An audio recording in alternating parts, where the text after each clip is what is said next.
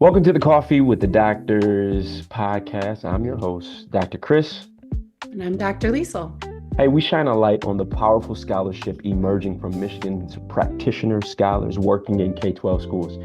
Each episode, we sit down with educators, leaders, and researchers whose work is shaping classrooms, guiding policy, and transforming communities. So grab your coffee, settle in, and join us as we elevate the voices, ideas, and innovations driving Michigan's educational future.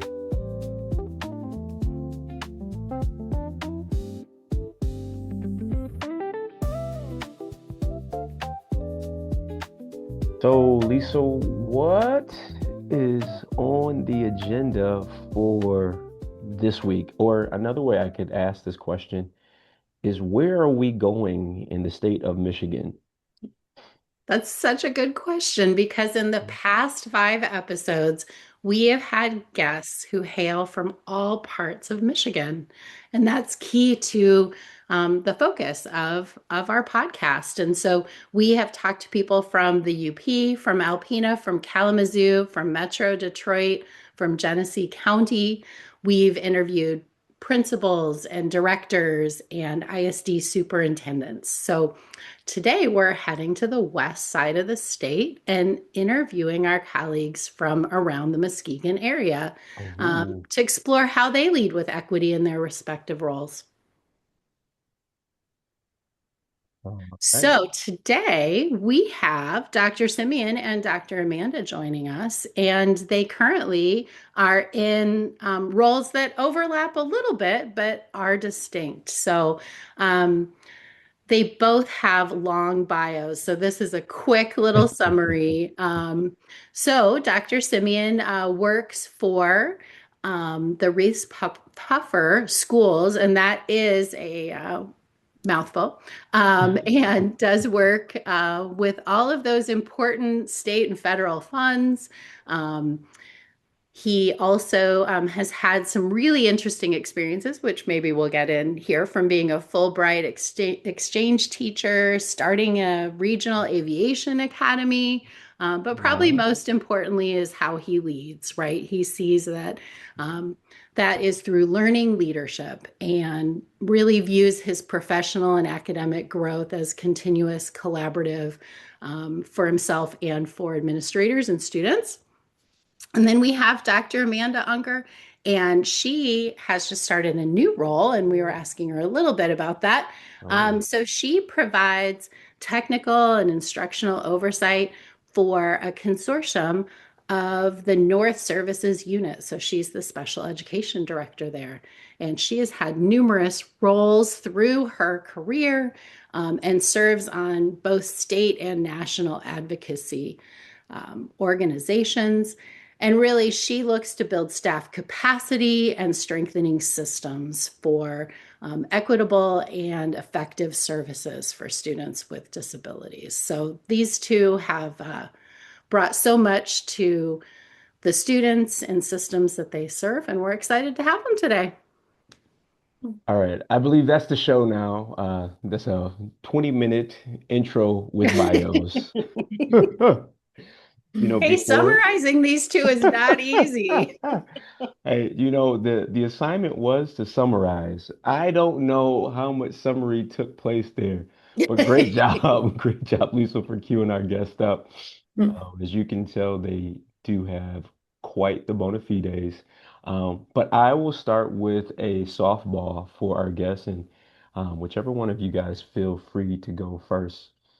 This is the Coffee with the Doctor show, so it's only fair that we ask a question like this. What is your preference?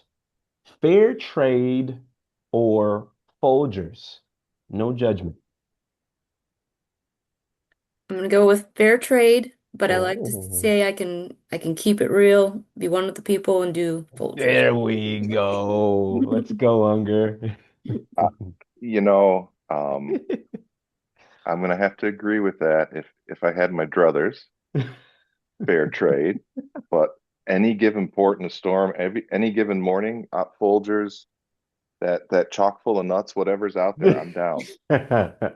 Hey, I got to give you guys some points for that. You are the first set of guests that has actually been able to get the nuance of the question. So we are rocking with the right set of people. Guys, I want to just kind of preface this or just add this rather. We asked that question as um, Liesl and I really started to get into the flow of the whole 7 a.m. Thank you guys for being here at 7 a.m. We started to get into the flow of just being on at 7 a.m. and talking about the bigger things in life from our doctorate of edu or our doctorate of educational leadership dissertation and practice assignment, where we would wake up 4 or 5 and just be typing and doing the research to start to add to the body of evidence that we could add to. And because of that, we just got kind of war tested and got into this group, and we've just continued to do this ever since.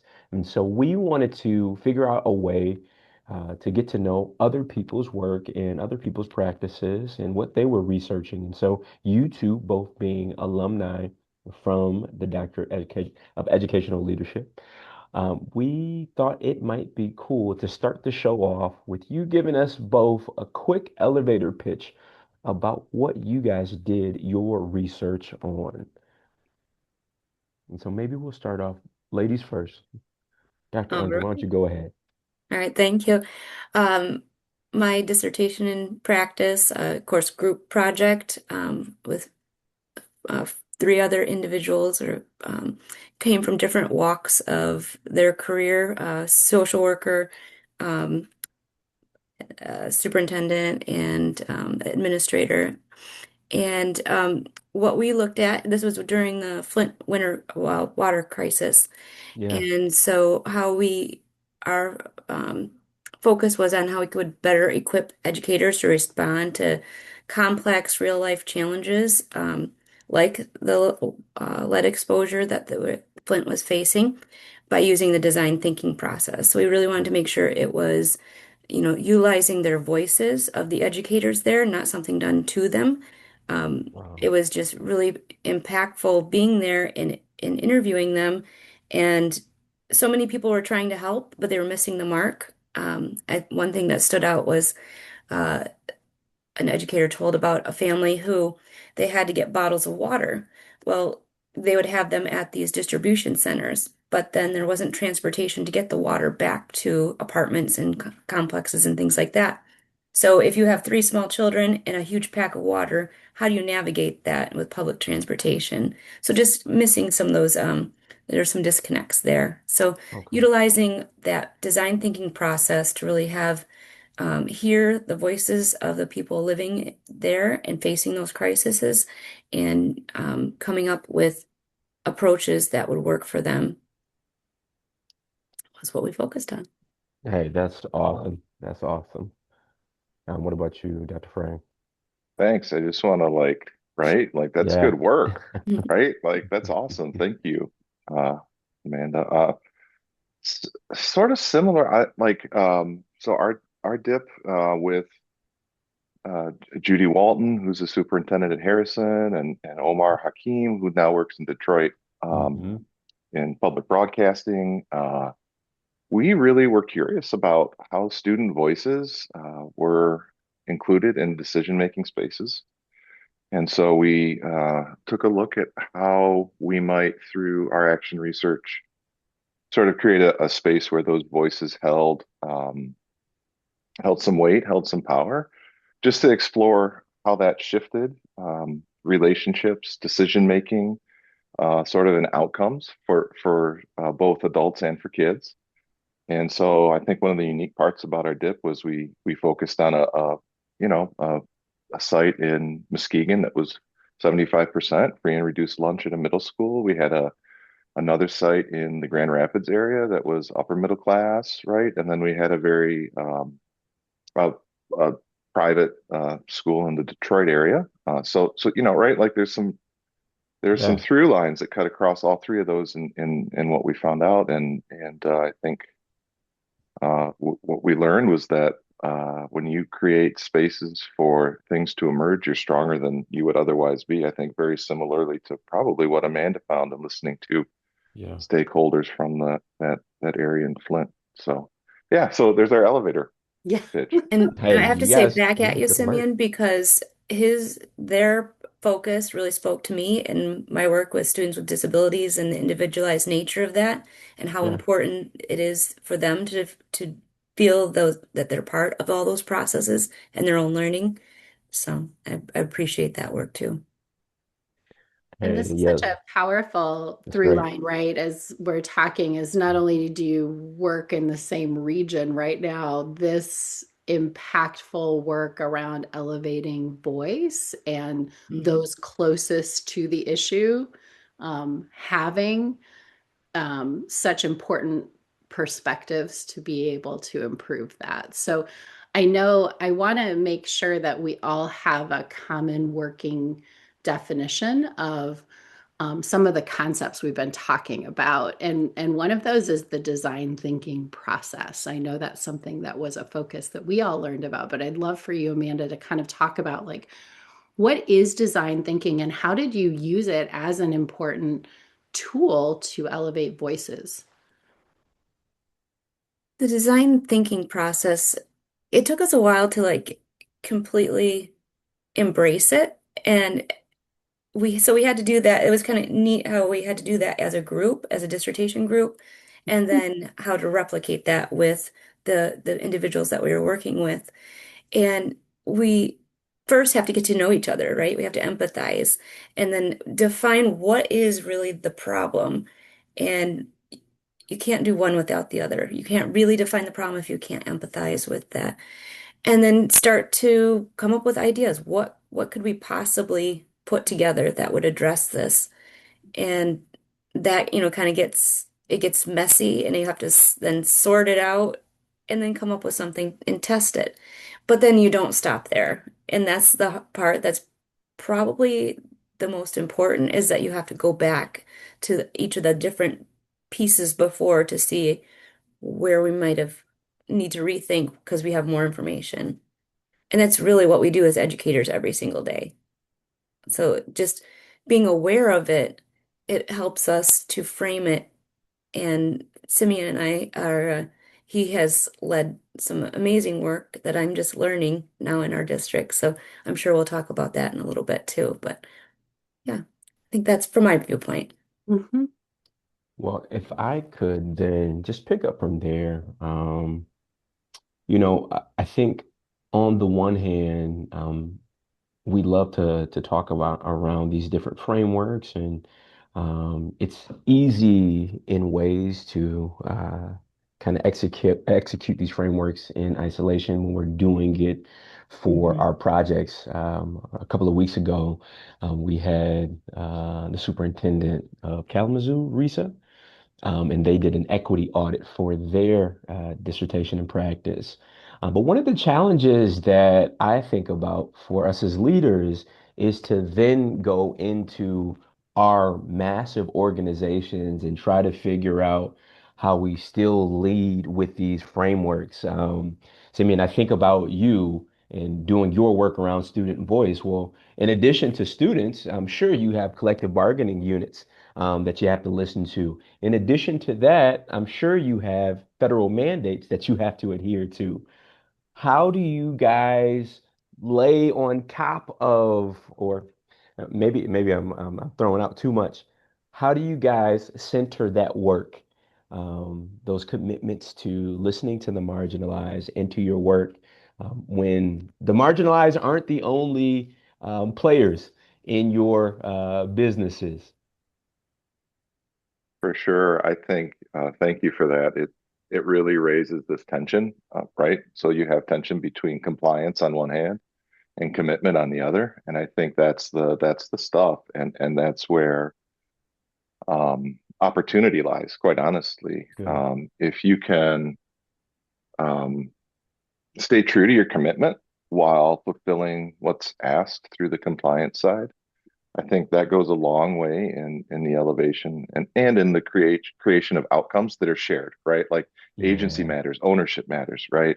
Nothing about us without us matters. So if we're making Oh, decisions on behalf of those we serve, there should be space and input for those voices then throughout the entirety of the process. And so I think in many ways it begins with empathy, right? To Amanda's point, it begins with having some empathy. We recently at our high school um, did empathy interviews. It started in the spring of last year with the staff performing, right, two empathy interviews. They picked two students who were, and I think, the design thinking process would encourage us to think about some of our extreme users, mhm. um, and those were all brought together and summarized, and then those outcomes were shared with the entire building. And then this year, this winter, a couple of our coaches at the high school did empathy interviews with the entire high school staff. And so then those results were Um, also brought into the conversation around where those edges are for us to continue to grow to serve kids.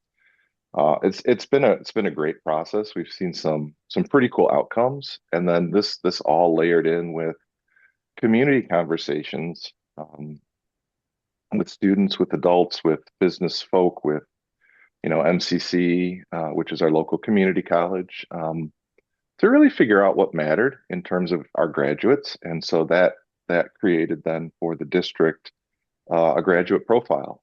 So we through these processes over the last 18, 24 months, and I'm just thrilled to be a part of it with Amanda and with our director of teaching and learning, our superintendent, assistant soup. The commitment to engaging in the work is strong, and I think that sends some pretty clear signals about how we value those members of our community. So yeah, thank you for that question. Hey, Liesl, That's and I really have, powerful. I was thinking about like many systems go through a strategic planning process, but oh, it doesn't always look yeah. like that, right? And so, how did you arrive at the process? Like, did you introduce it? How would, say, a person who, right, says, "Hey, I've had this opportunity to learn from a program like MSU, and this might be something would consider." Like, how did those conversations go, and how did you get started with the empathy interview process?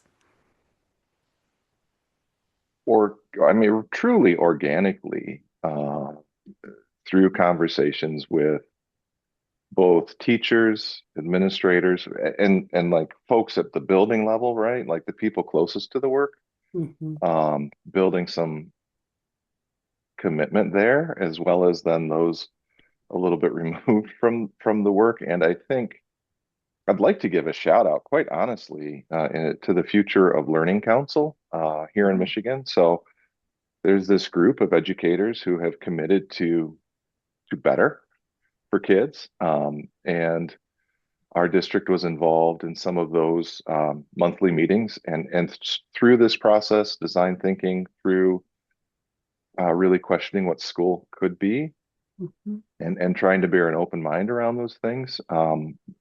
I think it led all of our stakeholders to a point where we said, yeah, we see the value in this. We're ready to engage in it. It's sort of why we got into education, right? We want to serve. And so I think I don't know if I could give you a moment, right? Like I can't say like, yeah, the light switch flipped, right? It's those ongoing conversations that really matter in spaces that maybe, like, for lack of a better term, colleague of mine, Nate, calls them third spaces, right? They're not the first space, they're not the primary space, but there's this third space where there's room for those conversations to take place. And so sort of leaning into that third space, a plus 10 after a meeting, those spaces where sort of the real work happens, like over coffee on a Saturday morning. Yeah, exactly. Coming Authentic. Yeah. coming into a system new like this too, I really feel how there's a culture that's been established of curiosity, and that starts with, the top leadership, and now we're really working to be intentional to make sure that that lives for our students. And that is something that is very unique from other systems that I've worked within. And it really speaks to, again, to that individual nature of helping each student to find their own pathway and making it safe for them and encouraged for them that it doesn't have to look like everybody else's. Hey, Dr. Unger, I'm glad you jumped in. I have two questions. The first question, is there a difference between the North Service Unit and an ISD? Are the That's two one thing or That's a not? good question. So the North Service Unit is four districts, school districts, that work together to pool resources essentially, and it's just another layer. So it's kind of, both. It's that ISD at a smaller level kind of thing, and just working to optimize programming for students so that we have a good continuum where we have some smaller school districts that might not be able to have a certain program in their own building, but those students can still be in a local school district, um, might be a neighboring one, and access a regional program that fits their needs. Well, thank you for clarifying that. Mhm. The first time I was 37 when I first heard about what a service unit is. I'm 37 right now. Um, hey, but I do have a more serious question for you. When we think about our most marginalized populations, special ed comes up often, Mhm. and particularly in our urban neighborhood or urban districts, but across the state, truly. Working as a director in that way, I'm wondering how you apply that lens. Because I think about, we had every district that I've worked in has talked about over-identification, has talked Mhm. about disproportionalities within the subpopulations that we identify. Um, Very seldomly, though, have I heard about practices that lead to not doing that other than don't give students IEPs. Mhm. And so I think what I would love to hear from you is how might you kind of navigate that territory, especially with this design thinking in mind. Mm. That's why I'm excited to be within this system because a lot of times special ed is that thing that sits Yeah. off to the side, and it's Mhm. that, well, if we don't know what to do, we feel bad for the students. We need to put them in that because we know that they need something. Yeah. And it takes courage to look at our systems and our tiers of support and to really evaluate if we are meeting students' needs and what we can do. Um, to meet those needs without needing that level of support. Because really, Mhm. special education, it's civil rights legislation, right? We Yeah. shouldn't need it in schools at all. So my work is Mhm. to someday not need special ed. And so if we give kids what they need as they need it, and we help them to be self-aware and advocate for themselves, we work towards that goal. And the graduate profile really looks at that whole, the student as a whole, and that's what we've always want to do in special ed. But sometimes when we're not invited to those spaces and places where decisions are being made, we don't have a voice there, and we end up being the byproduct of a tier one or tier two system that has holes. Yeah. Eat. A great answer. So, question about, I think about Simeon in your role when you're really looking at how do we, you talked about from compliance to commitment, how do you use that mindset when you're looking around resource allocation, right? And I know you do a lot of work with kind of budgeting, state, federal funding. How does this process then influence the decision making around resource allocation? Hey, Liesl, before he answers, this is the Yes. maybe $10 million question. Uh, I just want to add, how do you do that, especially with a hyper politicized environment that results in you getting a budget in October? Oh, yeah, that was unique. to say the Hopefully least. unique. We don't want it to be commonplace. Oh, yeah. Preach. Thank you. Yeah, it was such a unique fall. Thank you to the question. You know, say, think what you will about it, but you can grab your Bulletin 1014, get your actual cost. You can throw that in with your actual student data, your per pupil. You throw all that into AI and ask it to run analyses for you and sort of produce for you what the machine thinks, Mhm. right? And that's one thing. And then how do we humanize that? How do we Wow. humanize that through the conversations with, hey, where are these pinch points, right? Like what does it feel like? Because in our district, there's a couple of different we've got an intermediate building, which is a 5-6, and you've got a 7-8. So what does that feel like as kids are Mhm. coming through the system and making those shifts?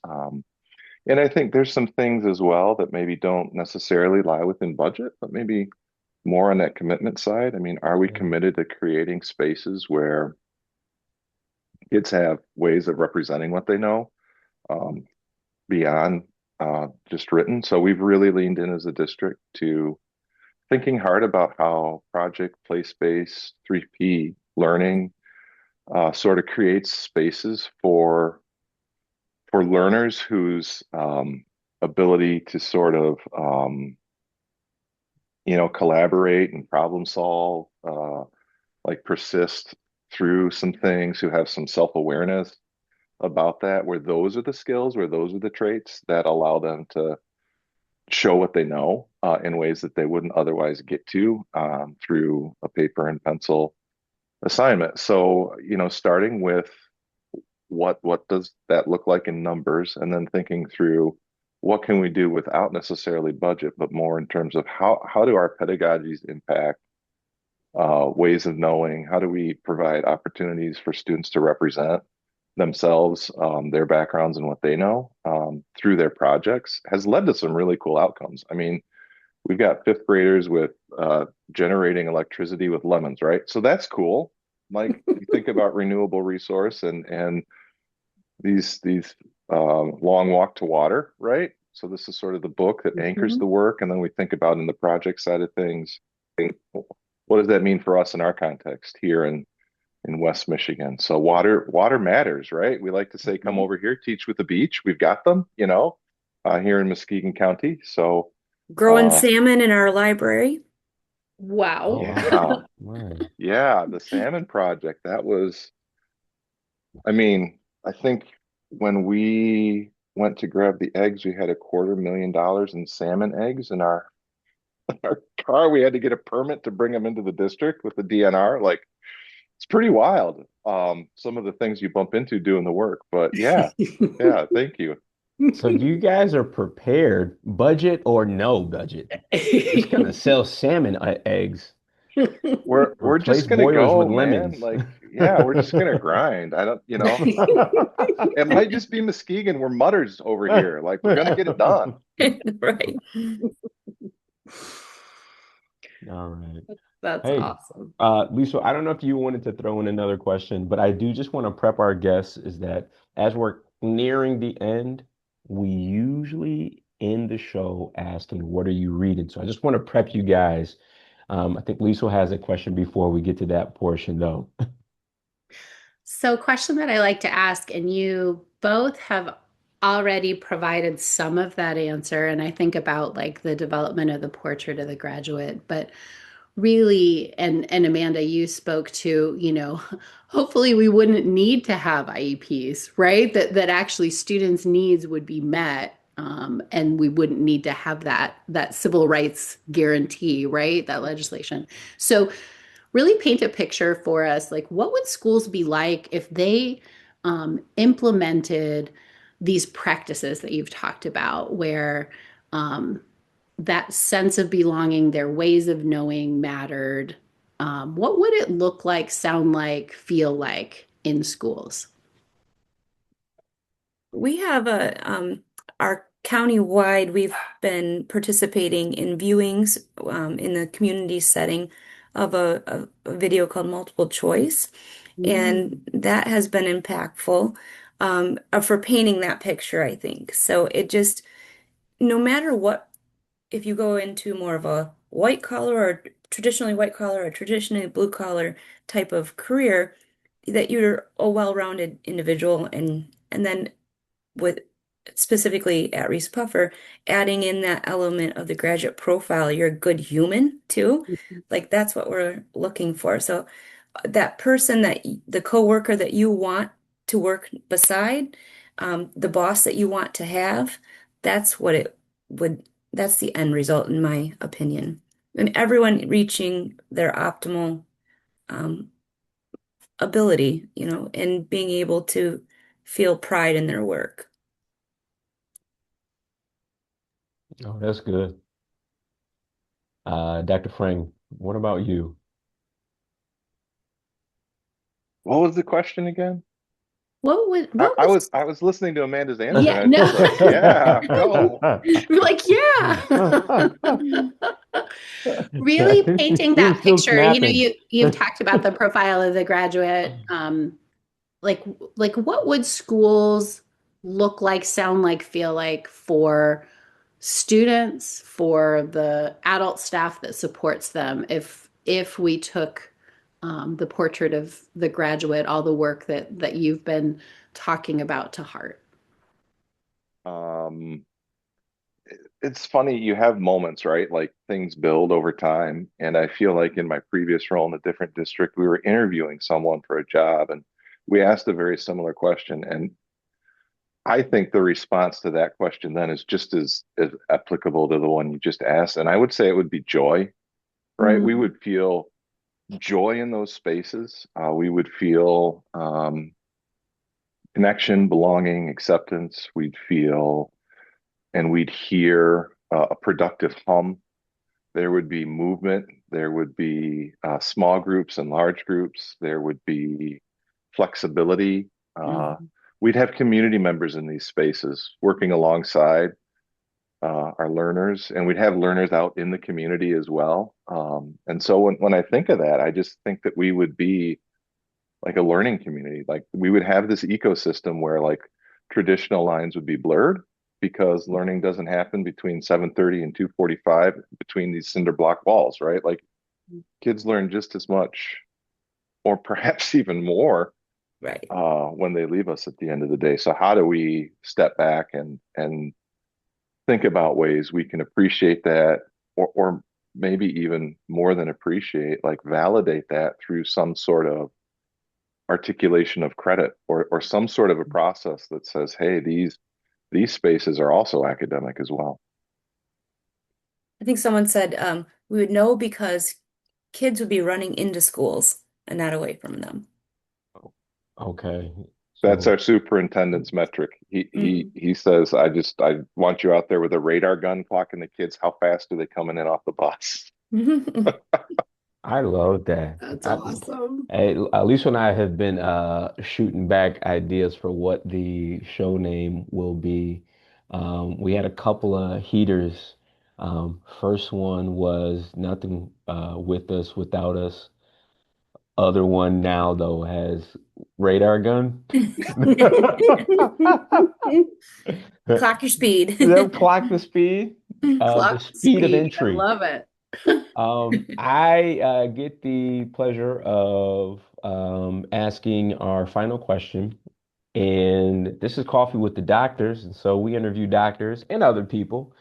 But this week we got doctors, and so we want to know what doctors are reading. Now, I will say this: no Simon Sinek's, no Brene Browns. Those are great people. But the fastest way to know that you didn't read anything this past year is if you throw out a Simon Sinek or Malcolm Gladwell book. So go ahead and let us know, what are you reading, and it can be anything. Even Brene Brown, who actually does have a new book. I haven't read it, but that's that. Well, I'm all about being real. I'm teaching a course right now, and so Oh, I teaching mathematics meaningfully. Ooh. And this is a good read, but then I realized wow. if I had it to do over, I really did some things, I would do some things differently of what, the time test as such. So, but then our colleague Nate gave me aftermath. I haven't started it, but I'm thinking this is going to be help me process what my teaching of math was like in my early career. And then this is I'm taking on spring break. And maybe I'm late to the game, but the anxious generation. Fun. Yep. That's what I got going on. And, we'll approve that. We'll approve that. Dr. Frank, you're Uh, so I just want to share this little, I don't know if I'm gonna violate copyright, but you've got like the math you learn in school over here and the math of life. And I don't know if you can Ooh. see this trajectory, but it ends at a spreadsheet, right? Like there's something to that, and I just That's want to what you need name to be able that. to do. Right? There's all this other stuff we do, but like it all somehow winds up in a spreadsheet. So yeah, aftermath, like Ooh. first page on that, I I open like that. I've that. been thinking about that all day, and then I have to like just the current world climate that we're in. I'm also reading Jenny Servant Miklos, Pedagogies of Collapse. So sort of in our Mm. current Oh, climate and world right now, like what are those pedagogies that the world needs? So that's been a Mm. really interesting read as well. Stretch my thinking on a lot of areas. That might be my next one. Love It's that. oh good. yeah, good You've got the golly. doctor's book club going on. Yeah, We're kind of selfish. Like yeah. we're just curious inherently. And then we're like, well, I gotta get that book. That looks like a good one. Hey, I'll put a plug in. Pedagogies of Collapse is available online free if you want to go that route, or you can order yourself a print copy. Hmm. Oh, free. I Awesome. like free. This is great. Well, Liesl, you got anything else we want to throw in there? I just, I am so grateful for the time that you Yeah, all dedicated this morning and the incredible work that you're doing on the west side of the state. Yeah, just grateful to you two and your leadership. absolutely. Thank you for And having us. we're also grateful for your commitment to filling up the fisheries with fresh batches of salmon. And Muskegon's investment, or Reese Puffer's investment in renewable energy, Lemon Light. You guys are truly on the cutting edge. Do what it takes. All right. Well, I'll go ahead and do our closer. Hey, so thank you for joining us on Coffee with the Doctors, where practitioner scholars help us rethink what education can be. We'll see you next time for another conversation at the intersection of research, leadership, and practice.